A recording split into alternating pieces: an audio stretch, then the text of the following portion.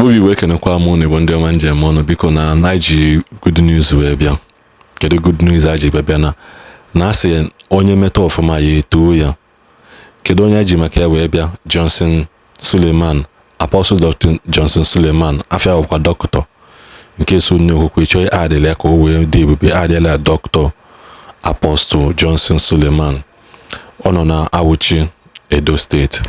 So tupu anyị na-aga n'iru, vidio na-afọ n'akụ ebe bụ vidio mgbe ọ lụ Federal Road. Ọ bụ ụzọ lụọ Federal Road late last year. Ndị mmadụ mee ka ha kpaa ka ha afọrọ ya. Imago, despite the fact na ọ na-eme this thing, ọ na-azụkwa ndị mmadụ nne every week. Jee na chọọchị ya OPM, Omega Fire Ministry, OFM. Jee na chọọchị every Saturday nye nwa na-eji aka ya megin asavụ mmadụ nne. Onye nwe OPM bụ Apostle Chibuzo, nke a nwe OPM, mana nke Omega Fire Ministry, nke ọzọ bụ Omega Power Ministry. Ọnụ ọbụla isi wee kwu ya, ha ncha bụ Omega. So now, ka aka na-ekwu na Johnson Suleman lo Federal Road, olu yesterday o wee complete another massive road project. Ịja kwa apụtara sị gị na chọọchị adịghị eme nke chọọchị adịghị eme nke ọzọ. Ndị chọọchị nwere ihe chọọchị pasita. Lately last year ka ọ lụcha very powerful school, computer school, new modern school, with both computers, offices, ebe new facilities, toilet, new chairs in a big standard esetili ya. Ịbata the principal office for dịghị ka ọ ga-apụ na principal office dị ka ebe office local government chairman nwere ezigbote mma. Ọ lụcha ya wele eme gịnị, hand over to another community. This road kita bụkwa another stepping stone to ihe ọ ka na-eme. Una na anụ ya, because na onye na-asị na onwe ihe chọọchị na-alụ sometimes ọ na-agbagwoju m anya. That in nara afia does not mean na na-alụ ọlụ.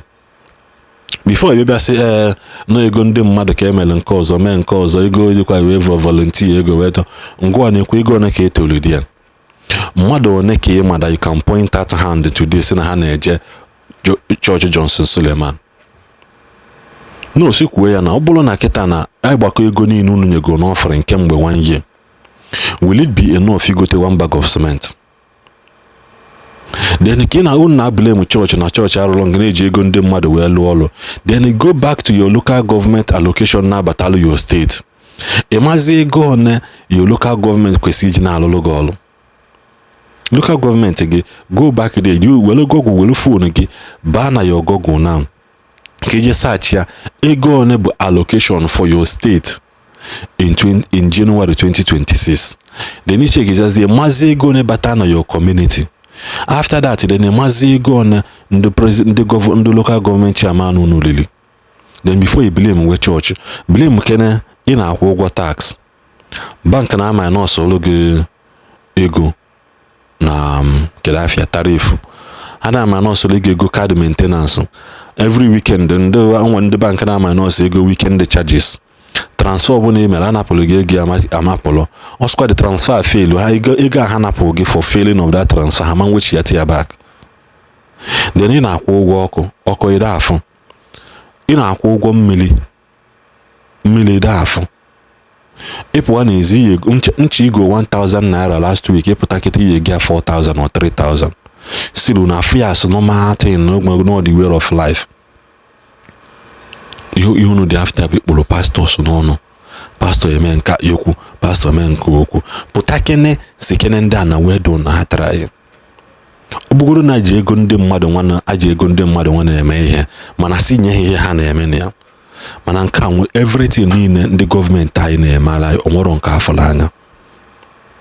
Onweghị nke ya pụta na sị na you can boldly give account na as we stand now, nwere onye n'ime anyị ma ego onye na-abata na local gọọmenti anyị. Omoro na ya maro na ha na-elisi ego ole change na alụ ọlụ. A lot of them were abandoned projects. Ọ bụrụ na ụzọ anụnwa Johnson Suleman lọ kịta, ọ bụrụ na ụzọ anụnwa na inyere ofu local government chairman or ndị chairman ka ha wee lụọ ọlụ 2 years alụkpọbeghị ya. But this is a project that took him only 2 months. Only 2 months to do. Amara don't know look at the 2 months itself. Then in that Federal Road all last year, that road I don't show that road to no major road. I don't show no Zahalo 2 weeks. adoption ụzọ ahụ otu ugwu isi ha mgbe ahụ ndị tanka Dangote na ndị Fifina na Very Dark Man na-ezegasị onye nwa bụ onye ahụ na-awụ ụzọ ahụ mgbe Very Dark Man bịa. Go and do your finest. Johnson Suleman na-awụ ụzọ ahụ mgbe Very Dark Man, because ifu vidio mgbe Very Dark Man si ya gbagote elu ka ha na-abụ miti ịkpa nkata. Why Very Dark Man apụtahụ drag ya sị na nwere ihe ọ na-ala ndị tin dị na ụzọ chọọchị ya. Johnson Suleman na-awụ ụzọ ahụ that moment ya. Jee mee your investigation ka ịfụ na so ọ dị gị surprise abi. So ọ ka unu mara that there are a lot of works ndị chọọchị na-alụ, and the church na-eme one of the biggest empowerment. Jee meet ndị Dunamis now. Dunamis reach agreement with Anambra State government last year. Na ha na empower more than what they call ha na empower 500 youths. Anambra government sị ka ha mee ya 1000. Ha si okay, si mee ya 15. Na Dunamis ya akpọrọ 1000. Government akpọta 500 ọ bụrụ 1500. Till today government kpọtakwana ndị nke unu for pictures ebe Governor of Ebonyi State zitere ndị Ebonyi State obodo oyibo ka ha jeje gwa ma ndị na-agụ nọọsụ, ma ndị na-agụ dọkịta, ma ndị injinia, ma ndị sọjiri, ma ndị kapịnta, ma ndị plọmba, ma ndị motopas, ma ndị ọsọ ahịa. O zitere onye ọbụla obodo oyibo ka ha jeje wee mee gịnị improve in their working place, in their level of specialize. Mana ọlụ atụ egwu mmadụ ọzọ na mmadụ atụ egwu ka ya akpụ ya. Ndị Dunamis bịa Anambra State last year. Jee chọda video ka ịfụ. Soludo ji wesị mee gịnị na a na-achọ ka empower Anambra youth na ọbụrụ sọsọ ekpele ka anyị na-ekpe sị ha ngwa let us reach the agreement. Ngwa na ọlụ atụ egwu mmadụ one ka ikpoje go since ahụ, mmadụ one ka enlist go for that Dunamis skill acquisition program ha. Because every month Dunamis na empower people. Ha na empower people. Every month they empower people, they train people, they bring out people, they bring out the best in individual. Mbolo neka government megolia.